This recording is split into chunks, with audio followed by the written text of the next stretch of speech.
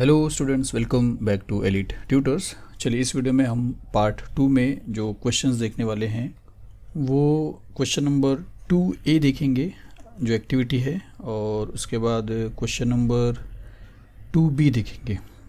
तो question number 2B में अगर आप देखोगे तो कोई 4 क्वेश्चन करना है और 8 मार्क्स का है। तो राइट साइड में जो मार्क्स है वो आपको फुल मार्क्स बता रहे हैं, मतलब आप जितना अटेम्प्ट करोगे उसके मार्क्स बता रहे हैं। तो क्वेश्चन नंबर 2B और क्वेश्चन नंबर 2A करने वाले हैं। तो शुरू करते हैं क्वेश्चन नंबर 2A से, जो आपको एक एक्टिविटी दिया है। तो देखिए क्या क्वेश्चन है कि complete and right any 2 activities from the following. 3 में से 2 आपको करना है। पहला है कि complete the following table to draw the graph of 2x - 6y which is equal to 3। तो आपको ग्राफ ड्रॉ नहीं करना है, लेकिन ग्राफ ड्रॉ करने के लिए जो टेबल आपको लगता है उसको आपको कंप्लीट करना है। जैसे यहाँ पे एक टेबल दिया है और आपको बोला कि इसको कंप्लीट करिए। तो यहाँ पे जो इक्वेशन है वो क्या है, तो वो है 2x - 6y which is equal to 3। और आपको देखिए यहाँ पे क्या लिखा कि x के जगह पे -5 उन्होंने लिया है, तो हमको क्या करना पड़ेगा, इस इक्वेशन में x के प्लेस पे -5 रिप्लेस करना पड़ेगा और फिर पूरा सिंप्लीफाई करना पड़ेगा और y का जो वैल्यू है वो फाइंड आउट करना पड़ेगा और बाद में दोनों को बाजू बाजू में लिखना है। तो अगर x के प्लेस पे -5 लिखते हैं तो ये ऐसा हो जाएगा कि देयरफॉर 2 × x है तो 2 × -5 हो जाएगा। फिर आगे सेम रहेगा सब कुछ, क्योंकि x को आपको रिप्लेस करना है -5 से। तो -6y which is equal to 3। 2 5 10 होएगा और ये माइनस भी रहेगा, क्योंकि प्लस इंटू माइनस माइनस हो जाएगा। 2 5 10 हो जाएगा, तो -10 और -6y which is equal to 3। फिर हम क्या करेंगे, -10 को यहाँ पे भेजेंगे तो ये ऐसा हो जाएगा। फिर यहाँ पे ये इक्वल का साइन सपोज मैं यहाँ पे लिख रहा हूँ और ये 3 को यहाँ पे लिख रहा हूँ, और -10 यहाँ पे आया, मतलब -10 यहाँ पे आया तो +10 हो गया। और फिर यहाँ पे क्या बचा, यहाँ पे बचेगा -6y, तो यहाँ पे हो जाएगा -6y। ये दोनों को सॉल्व करेंगे तो 13 हो जाएगा। तो यहाँ पे 13 लिखते हैं और यहाँ पे रहेगा -6y। फिर y को, अगर आपको y का वैल्यू चाहिए तो ये -6 को भी आपको वहाँ पे भेजना पड़ेगा। -6 जो है ये y के साथ मल्टीप्लाई हुआ, इसके लिए -6 जब वहाँ पे जाएगा तो 13 के साथ डिवाइड हो जाएगा और ये उसका वैल्यू रहेगा, मतलब 13/-6 आपको ये यहाँ पे वैल्यू मिलता है। तो हम यहाँ पे लिखेंगे 13/6 और यहाँ पे माइनस लिख देते हैं, मतलब आप ऐसा लिखिए -13/6। अब वैल्यू के अकॉर्डिंग ये बॉक्स का साइज़ भी आप चेंज कर सकते हो। तो जैसे यहाँ पे हम बड़ा कर लेते हैं, और क्योंकि हमको x और y दोनों का वैल्यू लिखना है तो x आपके पास -5 है, यहाँ पे आएगा -5 एक ब्रैकेट में, और कॉमा y हमको मिला है -13/6। तो यहाँ पे लिखेंगे -13/6 और ब्रैकेट को क्लोज कर देंगे। फिर सेकेंड केस में आएंगे, देखिए हाफ मार्क्स आपको यहाँ पे मिलेगा, हाफ मार्क्स यहाँ पे मिल जाएगा, हाफ यहाँ पे और हाफ यहाँ पे। तो 4 मार्क का क्वेश्चन है और 2 आपको अटेम्प्ट करना है, तो 2 मार्क्स के लिए एक क्वेश्चन रहेगा। तो 2 मार्क्स का डिस्ट्रीब्यूशन हाफ और हाफ है। अब यहाँ पे इस सिचुएशन में y के प्लेस पे आपको वैल्यू 0 रखना है, क्योंकि पहले वाले में x दिया था, x के जगह पे हमने क्या किया था, -5 को पुट किया था। इस बार y के प्लेस पे हमको क्या करना है, 0 पुट करना है, फिर फाइंड आउट करना है x का क्या वैल्यू आएगा और फिर दोनों को साथ में लिखना है। और ये सब आपको कैलकुलेशन करके दिखाना नहीं है, आप रफ कॉलम में, रफ पेज पे कर सकते हो, जो बाद में आप मतलब बुकलेट के लास्ट में आप लिख सकते हो, ऊपर हेडिंग पे रफ करके पेंसिल से, और वहाँ पे लिख सकते हो। चलिए हम इसको सॉल्व कर लेते हैं। तो इक्वेशन को फिर से लिख रहा हूँ मैं, 2x - 6y which is equal to 0, और y के प्लेस पे 0 लिखना है। तो ये ऐसा हो जाएगा 2x - 6 × 0 which is equal to 3 आएगा, 3। तो 2x - 6 को 0 से मल्टीप्लाई करेंगे तो 0 हो जाएगा, तो -0 विच इज़ इक्वल टू 3। -0 को आप हटा दीजिए तो 2x which is equal to 3 हो जाएगा। और अगर x का वैल्यू आपको चाहिए तो 2 इसके साथ मल्टीप्लाई हुआ है, वहाँ पे जाएगा तो 3 के साथ डिवाइड हो जाएगा, तो x का वैल्यू आपको मिल जाता है 3/2। तो यहाँ पे हम लिखेंगे 3/2। तो यहाँ पे आ जाएगा 3/2, और यहाँ पे आप लिख सकते हो 3/2, 0, क्योंकि पहले x का वैल्यू लिखेंगे फिर 0 का, मेरा मतलब y का। तो इस तरीके से आपको टेबल को सिर्फ फिल करना है, ये कैलकुलेशन आपको शो करने की कोई ज़रूरत नहीं है, और आपको मिल जाएंगे 2 मार्क्स। चलिए इसके आगे का क्वेश्चन देखते हैं। तो चलिए सेकेंड क्वेश्चन क्या लिखा है कि first term and common difference of an AP are 6 and 3 respectively, find S27, मतलब सम ऑफ 27 टर्म तक आपको पूरा प्लस करके आपको फाइंड आउट करना है। और यहाँ पे ये भी एक्टिविटी के फॉर्म में है, तो हमको सिर्फ बॉक्सेस फिल करना है। 4 बॉक्सेस आपको दिखाई दे रहा है, हाफ ऑफ मार्क्स के लिए चारों बॉक्स हैं, 2 मार्क्स आपको मिल जाएगा। तो देखिए क्या क्या लिखा है कि if A is given 6, common difference D 3 है और S27 आपको फाइंड आउट करना है। तो पहले क्या लिखा है कि S n which is equal to n upon 2 और एक बॉक्स दिया है plus n minus 1 into d और यहाँ पे बताया फॉर्मूला। इसका ये मतलब है कि यहाँ पे आपको फॉर्मूला कंप्लीट करना है। तो आप जानते हो एस एन का फॉर्मूला क्या है, एन अपॉन 2 इंटू 2a फिर plus n minus 1 into d. तो ये उसका फॉर्मूला है। तो यहाँ पे आपको हाफ मार्क्स मिलता है। उसके बाद यहाँ पे क्या लिखा है कि n, क्योंकि s 27 निकालना है, 27 टर्म तक आपको प्लस करना है, तो n आपका 27 बन जाता है और इसीलिए यहाँ पे s 27 किया है, n को 27 से रिप्लेस किया है, तो यहाँ पे भी n के प्लेस पे 27 आया है। ये 2 यहाँ पे है, फिर यहाँ पे 12 लिखा है और वो 12 इसलिए लिखा है, देखिए ये प्लस जो है वो ये है, तो 2a की जगह पे 12 इसलिए लिखा है क्योंकि a का जो वैल्यू है वो 6 है, तो 6 को 2 से मल्टीप्लाई किया तो 6 2 12 हो रहा है। तो प्लस लिखा n माइनस 1 है जिसमें n के प्लेस पे हमने फिर से लिख दिया 27, तो 27 माइनस 1, तो 27 माइनस 1, फिर एक बॉक्स दिया है जो इसके लिए छूट रहा है d के लिए, और d का वैल्यू यहाँ पे 3 है, तो इस बॉक्स पे हम लिख देंगे 3, बस इतना करना है। फिर ये स्टेप में क्या लिखा है, 27 अपॉन 2 आपको दिखाई दे रहा है और मल्टीप्लिकेशन, तो ये जो स्क्वायर ब्रैकेट आप देख रहे हो इसके और इसके बीच में मल्टीप्लिकेशन है जो ये दिख रहा है, और उसके बाद कुछ भी यहाँ पे नहीं दिख रहा है, पूरा एक बॉक्स रखा है। इसका मतलब आपको ये पूरा सॉल्व करना है और जो भी वैल्यू आएगा वो यहाँ पे लिखना है। तो वो कैसे सॉल्व करेंगे, ये जो 12 है वो 12 है, फिर प्लस 27 में से 1 माइनस कर देंगे तो 26 आ जाएगा, और 26 को आपको क्या करना है, 3 से मल्टीप्लाई करना है। तो 26 को अगर आप 3 से मल्टीप्लाई करोगे तो 3 6 ज़ा 18, 8 1 3 2 ज़ा 6 1 7 78 हो जाएगा। तो ये 12 प्लस इसका सॉल्यूशन 78 हो रहा है। इन दोनों को प्लस करेंगे, अगर आप 12 से प्लस कर देते हो तो 8 9 10 0 1 कैरी 7 8 9 90 आ जाएगा। तो यहाँ पे हम लिख देंगे 90, और उसके बाद ये जो 45 है वो कैसे आया है, तो यहाँ पे 27 था और इसके नीचे 2 था, लेकिन यहाँ पे 27 अभी भी है, इसके नीचे 2 नहीं है, तो इन्होंने किया क्या है, इस 2 को इस 90 के साथ कैंसिल किया है, मतलब यहाँ पे 90 है और यहाँ पे जो 2 है उस 2 को डिवाइड कर दिया, तो 2 4 ज़ा 8, एक बचता है, 2 5 ज़ा 10, तो 45 आता है, तो वो 45 यहाँ पे लिखा है। अब आपको करना क्या है, 27 को और 45 को मल्टीप्लाई करना है। तो 27 को 45 से मल्टीप्लाई करते हैं, तो 5 7 ज़ा 35, 5 3 5 2 ज़ा 10 13, एक प्लेस गया, 4 7 ज़ा 28 8 2 4 2 ज़ा 8 9 10 108, और फिर ये 5 हो गया, 8 9 10 11 1 1 कैरी 2 हो जाएगा, और ये 1 1 2 1 5, तो 1 2 1 5 इसका फाइनल आंसर। और ये जो एक्टिविटी है ये आपके टेक्स्ट बुक का है 3.2 का फर्स्ट सम से, तो बाहर से ज़्यादा आता नहीं है, अंदर से बहुत सारे क्वेश्चंस आते हैं टेक्स्ट बुक से ही। तो टेक्स्ट बुक की प्रैक्टिस अगर आप अच्छे से करते हो तो आपको ज़्यादा टेंशन लेने की ज़रूरत नहीं है। चलिए सेकेंड सम्स फिनिश होता है, थर्ड सम्स पे चलते हैं। तो थर्ड क्वेश्चन प्रोबेबिलिटी का है। इसमें क्या लिखा है कि a card is drawn from a well shuffled pack of 52 playing cards. तो एक कार्ड को ड्रॉ किया गया है 52 प्लेइंग कार्ड से शफल करके, मिक्स करके। Find the probability of the event, आपको इवेंट का प्रोबेबिलिटी फाइंड आउट करना है जो यहाँ पे दिया है। The card drawn is a red card, जो कार्ड ड्रॉ करेंगे वो रेड कार्ड आपको मिलना है, उसके इवेंट क्या है, उसकी चांसेस क्या है। तो अगर हम बोर्ड पेपर सॉल्व कर रहे हैं तो इतना हमको ये होकर रेडी आना है कि हमारा ये लेसन कंप्लीट हो चुका है। और अगर ये लेसन आपका कंप्लीट नहीं हुआ है तो ऑलरेडी इसके सारे वीडियोस बने हुए हैं, आप रूल्स एंड रेगुलेशन आराम से देख सकते हो, बहुत इजी लेसन भी है ये। तो एक्टिविटी में क्या लिखा, देखिए suppose S is a sample space, क्योंकि प्लेइंग कार्ड के सैम्पल स्पेस आप लिख नहीं पाओगे, इसके लिए प्लेइंग कार्ड के सैम्पल स्पेस लिखा नहीं जाता है, डायरेक्टली सैम्पल पॉइंट लिखा जाता है। और 52 कार्ड्स होते हैं, आप जानते हो कि टोटल 52 कार्ड्स होते हैं, जिसमें से यहाँ पे अगर आप देखोगे तो 13 + 13 26 रेड कार्ड्स हैं, और इसके ऊपर भी 13 + 13 26 ब्लैक कार्ड होंगे। तो टोटल 52 कार्ड्स होते हैं। और यहाँ पे क्या लिखा है कि इवेंट ए में आपसे एक ही क्वेश्चन पूछा है कि card drawn is a red card, आपको रेड कार्ड बताना है।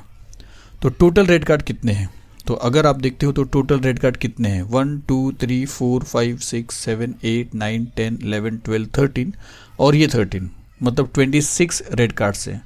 तो जिसमें से यहाँ पे ऐसा बोला नहीं 26 आपको लिखना है, क्योंकि यहाँ पे डिवाइड कर दिया है कि जिसमें से डैश हार्ट है, मतलब कितने हार्ट्स हैं और कितने डायमंड्स हैं। तो ये आप देख रहे हो डायमंड्स है जो 13 है, और ये आप देख रहे हो तो हार्ट है जो वो भी 13 है, तो यहाँ पे आ जाएगा 13। इसका मतलब है कि टोटल रेड कार्ड्स में से 13 कार्ड्स हार्ट हैं और 13 कार्ड जो है वो डायमंड्स हैं। तो ये हमको सिर्फ यहाँ पे 13 लिखना है। फिर हमसे क्या बोला कि एन ऑफ ए, तो एन ऑफ ए का क्या मतलब है कि ए इवेंट में जितने रेड कार्ड्स है वो बताइए। तो ए इवेंट में कितने, मतलब रेड कार्ड्स कितने हैं, क्योंकि इवेंट ए क्या बोला कि card drawn is a red card, तो टोटल रेड कार्ड कितने हैं, तो रेड कार्ड टोटल 26 है। तो यहाँ पे हम लिखेंगे 26, क्योंकि सिर्फ रेड कार्ड की बात हो रही है। क्योंकि टोटल कार्ड यहाँ पे ऑलरेडी हमने लिख दिया 52 है। अब प्रोबेबिलिटी आपको निकालना है, तो प्रोबेबिलिटी किसी भी इवेंट के लिए उसका फॉर्मूला क्या है, P of A which is equal to N of A upon N of S। यहाँ पे फॉर्मूला लिखा है तो आपको यहाँ पे लिखना है N ऑफ A। ये सब जगह पे आपको हाफ मार्क्स मिलेगा, यहाँ पे भी हाफ आपका 2 मार्क्स हो जाएगा। तो यहाँ पे फॉर्मूला हुआ, और N ऑफ A आप देखो तो यहाँ पे हमने 26 लिखा है और यहाँ पे भी 26 लिखा है।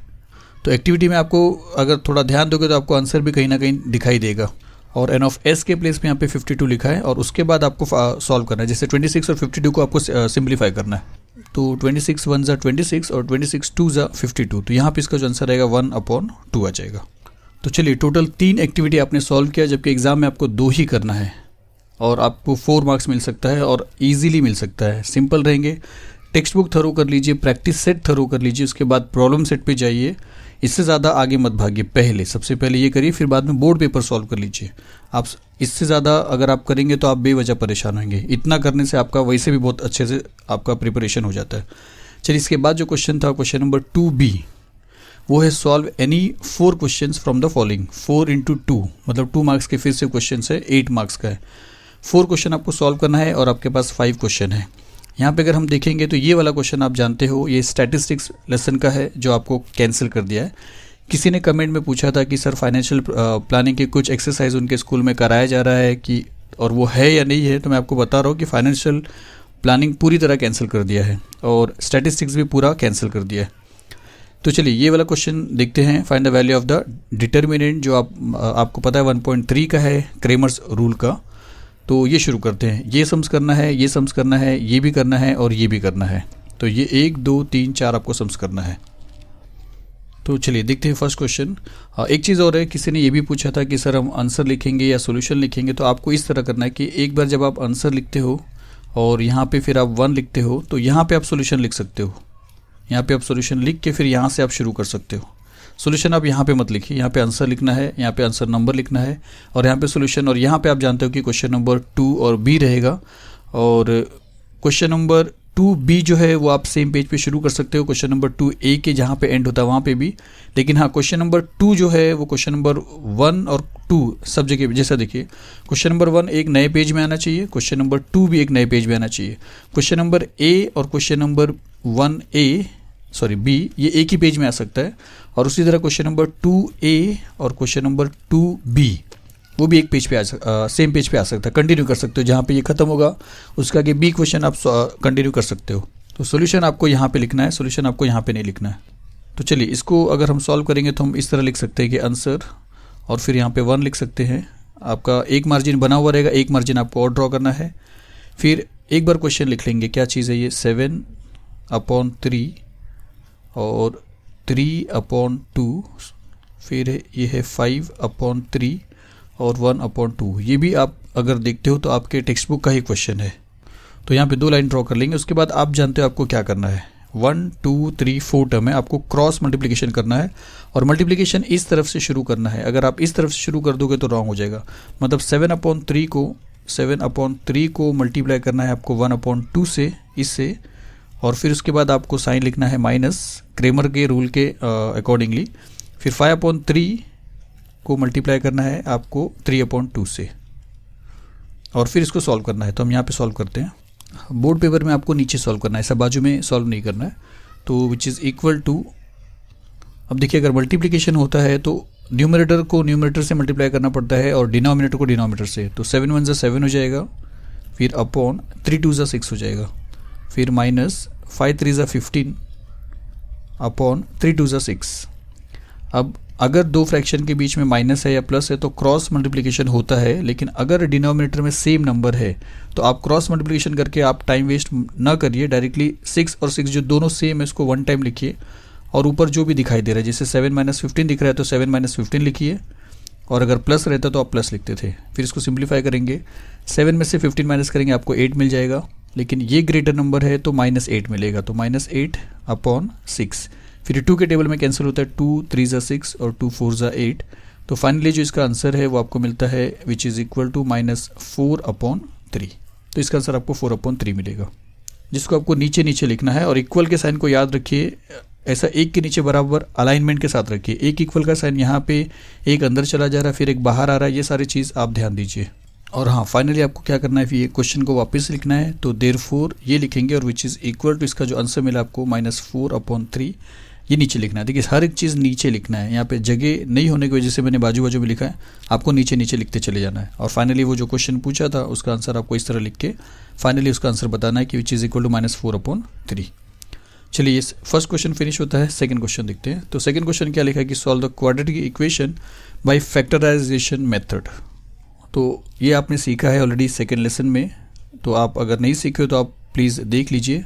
फैक्टराइजेशन मेथड से सॉल्व करने के लिए आपको फैक्टर्स फाइंड आउट करना पड़ता है पहले, और जब फैक्टर्स मिल जाते हैं तब फैक्टर को सॉल्व करके आपको वैल्यू निकालना पड़ता है वेरिएबल का। तो चलिए देखते हैं किस तरह सॉल्व करेंगे इसको।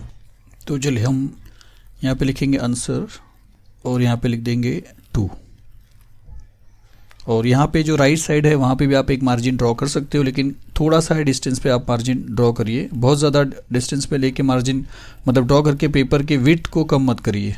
और रफ वर्क आप लास्ट पेज में ऊपर हेडिंग रफ लिख के पेंसिल से आप वहाँ पे रफ वर्क कर सकते हैं। यहाँ पे ज़्यादा मार्जिन को बड़ा करके इसके अंदर रफ वर्क मत करिए। तो चलिए क्वेश्चन लिखते हैं, x² - 15x + 54 which is equal to 0। अब आप जानते हो फैक्टराइजेशन मेथड में आपको लास्ट वाले टर्म का टेबल रीड करना पड़ता है फर्स्ट वाले से मल्टीप्लाई करके कोएफिशिएंट से। जैसे इसका कोएफिशिएंट कुछ नहीं तो 1 है, 1 को 54 से मल्टीप्लाई करेंगे तो 54 आएगा। आपको टेबल रीड करना है 54 का, और यहाँ पे प्लस है तो आपको प्लस करके लाना है 15, क्योंकि ये बताया है मैंने जब वीडियो लेसन में आपको बताया है। तो वो अगर आप देखोगे तो 9 6 54 होता है, और 9 को 6 के साथ प्लस करेंगे तो आपको मिलेगा 15। उसके बाद का रूल ये था कि अगर ये प्लस है तो इसका जो भी साइन है ये दोनों को असाइन कर देंगे, तो यहाँ पे भी माइनस आ जाएगा, यहाँ पे भी माइनस आ जाएगा। और फिर ये -9 और -6 के साथ x वेरिएबल को रख के हम इसके प्लेस पे ये लिख देंगे। तो हम यहाँ पे लिखेंगे देयरफॉर, और x² सेम रहेगा -9x, और आगे आएगा -6x, और इसके प्लेस पे लिखा है ये दोनों भी, और आगे सेम रहेगा +54 विच इज़ इक्वल टू 0। उसके बाद आपको दो की पेयरिंग करना पड़ता है। जैसे ये 2 का पेयरिंग हो गया और ये 2 का पेयरिंग हो गया, फिर इसके लिए आप एक ब्रैकेट बना दीजिए और इसके लिए आप एक ब्रैकेट बना दीजिए, और विच इज़ इक्वल टू 0, और ये माइनस आप यहाँ पे लिख दीजिए। और अगर यहाँ पे माइनस है तो ये वाले साइन को चेंज करके माइनस कर दीजिए, पहला साइन चेंज नहीं होता है। यहाँ पे लिख दीजिए देयरफॉर। थोड़ा सा यहाँ पे कंजेस्टेड हो रहा है, थोड़ा आगे लिखना चाहिए था। तो चलिए इस तरह अरेंज कर लेते हैं। अब इन दोनों में से आपको कॉमन निकालना है, जैसे x² और 9x, तो इसमें कॉमन है x दोनों जगह पे, तो आप x निकाल दोगे। और हाँ, ये माइनस यहाँ पे लिखना था, और ये माइनस है तो ये प्लस साइन को आपको चेंज करना माइनस। तो x आपने निकाल लिया तो क्या बचा, एक x बचा और एक 9 बचा, तो यहाँ पे लिख देंगे x और यहाँ पे लिख देंगे 9, और जो यहाँ पे बचा है वही यहाँ पे भी बचेगा। ये सारे रूल मैंने डिटेल में बताया है वीडियो में, आप देखोगे तो आपको समझ में आएगा अगर फर्स्ट टाइम अगर आप विजिट करते हो तो। अब यहाँ पे क्या कॉमन है, ये 6x है तो 6x लिख देते हैं, और ये 54 है तो इसको हम लिख देंगे 9 × 6। इसमें से 6 क्या हो जाएगा, इसे करने से 6 आपका कॉमन हो जाएगा, यहाँ पे लिख देंगे, और जो बचेगा x और 9 वो यहाँ पे लिख देंगे x और 9, और वही चीज़ यहाँ पे भी कॉमन हो रहा है तो सेम चीज़ कॉमन मिलेगा। अब उसके बाद जो 2 टर्म हो रहा है वो ये है और ये है, जिसमें से x - 9 कॉमन हो रहा है, उसको एक बार लिखेंगे, और x - 6 बचता है, x इसमें बचता है और इसमें -6 बचता है, उसको एक जगह पे लिखेंगे विच इज़ इक्वल टू 0। तो अब आपका फैक्टराइजेशन हो गया, मतलब फैक्टर्स आपने फाइंड आउट कर लिया है। अब आपको सॉल्व करना है और x का वैल्यू निकालना है। तो वो आप जानते हो कि एक बार आप बोलोगे कि देयरफॉर x - 9 जो है विच इज़ इक्वल टू 0, एक ये हो सकता है, और x - 6 which is equal to 0। तो -9 यहाँ पे आएगा तो therefore x which is equal to 9, और -6 यहाँ पे आएगा तो x which is equal to 6। तो आपको जो 2 वैल्यू मिलता है उसमें से एक 9 है और एक 6 है, और फाइनली आपको लिखना है। तो देखिए फाइनली आप ये लिखोगे कि the roots of the given quadratic equations are 9 and 6, जो आपको आंसर मिला है। तो तब जाके आपको जो 2 मार्क्स है वो मिलेगा। अगर ये छोड़ दोगे तो आपका मार्क्स हाफ मार्क्स तो कैंसिल हो जाएगा। तो ये सारी चीज़ आपको ध्यान देना है। चलिए सेकेंड क्वेश्चन फिनिश होता है, थर्ड क्वेश्चन पे चलते हैं।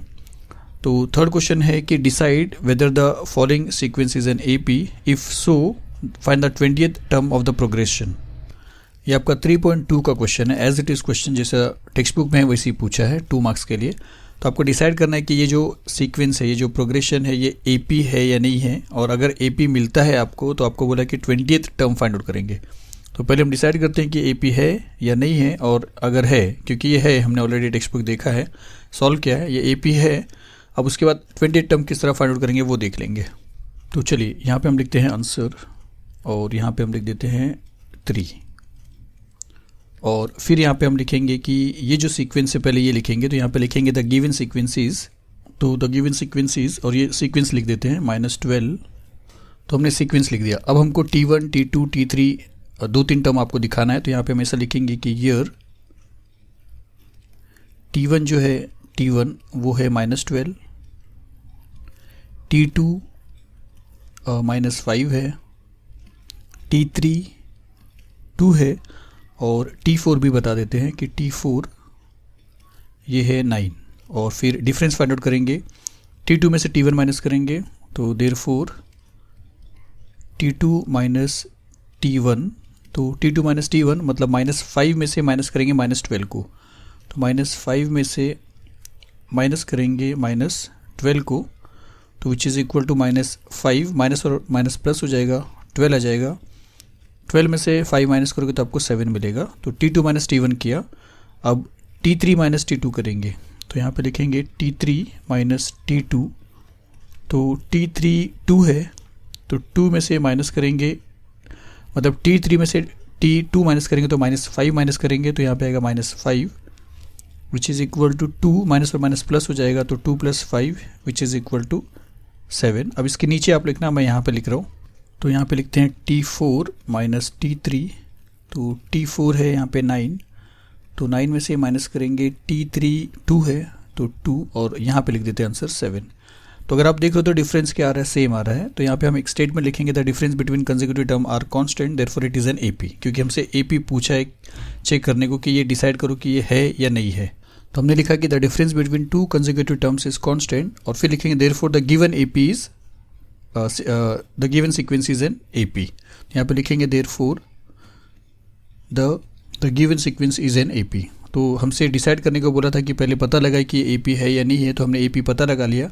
अब आपसे बोला कि 20th टर्म फाइंड आउट करनी है। जब 20 टर्म बोलता है तो n का वैल्यू दिया रहता है। ये हमने लेसन में भी देखा था। बार बार मैं यही बता रहा हूँ क्योंकि लेसन करने के बाद हम पेपर सॉल्व करें, ये समझ के आपको करना है। तो हम यहाँ पे लिखेंगे पहले Tn का फॉर्मूला कि Tn which is equal to a plus n-1 into d. तो Tn का ये जनरल फार्मूला हो गया। T20 फाइंड आउट करना है तो हम ऐसा बोलेंगे कि therefore T20 which is equal to a plus 20-1 into d आएगा। तो a के प्लेस पे हम लिख सकते हैं -12 क्योंकि a फर्स्ट टर्म होता है। तो -12 लिखेंगे, फिर प्लस लिखेंगे और n है 20 तो 20-1 इंटू डी है डिफरेंस जो आपको 7 मिला है, तो यहाँ पे लिखेंगे 7। फिर सॉल्व करते हैं which is equal to -12 plus 20 में से 1 माइनस करेंगे तो 19 आ जाएगा, और 19 को आपको क्या करना है 7 से मल्टीप्लाई करना है। तो 19 को 7 से मल्टीप्लाई करेंगे, ये सब आपको रफ में करना है। तो 7 9 63, 3 6, ये सब इस जगह पे नहीं करना बोर्ड पेपर में। 7 9 7 और 6 8 9 10 11 12 13, तो 13 हो जाएगा ये। तो which is equal to -12 plus 133। तो इसका मतलब है कि 133 में से आपको 12 को माइनस करना है।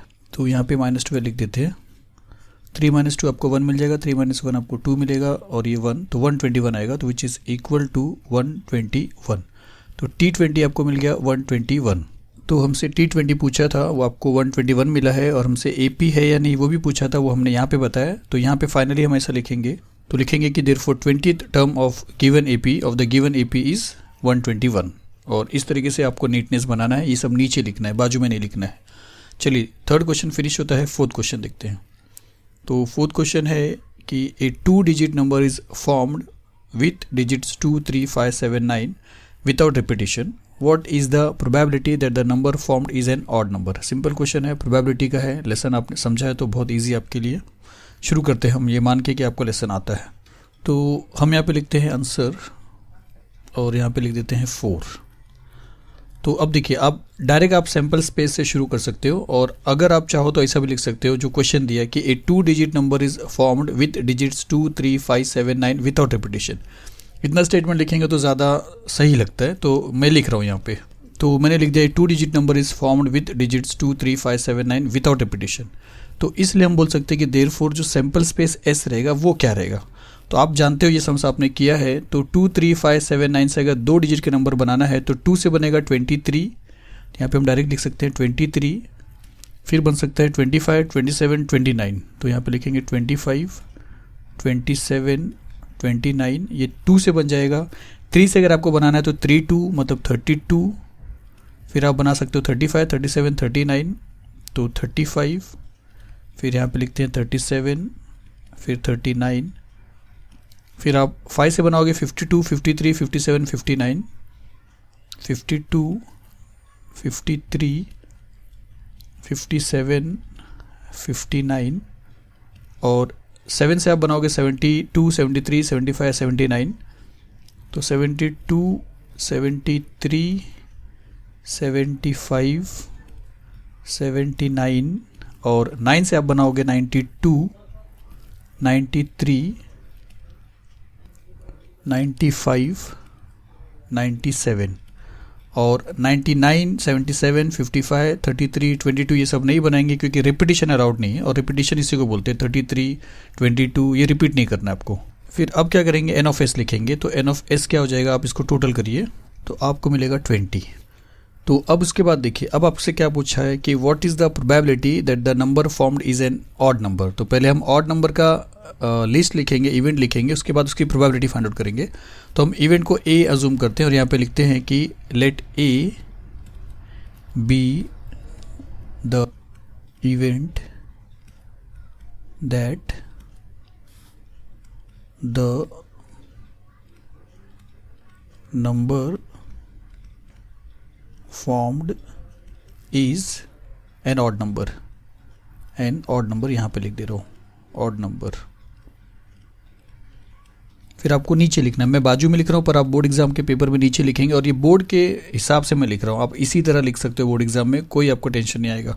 तो let A be the event, जिसमें आपको जो नंबर मिलना है वो ऑड नंबर है, तो ए में क्या क्या आ जाएगा, तो सिर्फ ऑड नंबर लेना है। तो आप जानते हो कि जिसके लास्ट में जो नंबर रहेगा वो 2 से डिविजिबल नहीं है, तो वही ऑड है, जैसे 23, फिर 25 27 29 27 29, 32 नहीं जाएगा, 32 इवन है, 35 35, फिर 37 39 37 39, फिर ये नहीं रहेगा, 53 रहेगा, 53 53 57 59 57 59, फिर 72 नहीं रहेगा, 73 हो जाएगा, 73 75 79 भी रहेगा, 75 79, फिर 92 नहीं रहेगा, 93 रहेगा, 93, और 95 97 दोनों भी रहेंगे, 95 और 97।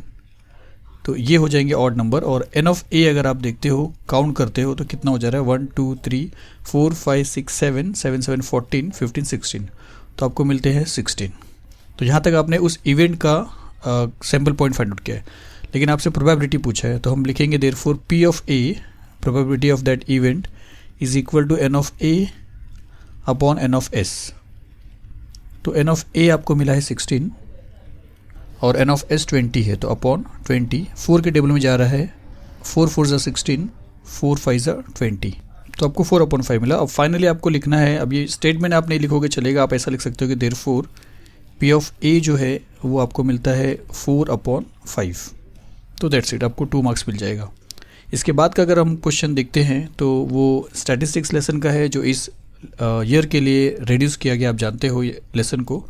तो चलिए यहाँ पे जितना हमको करना था मैं आपको दिखाता हूँ।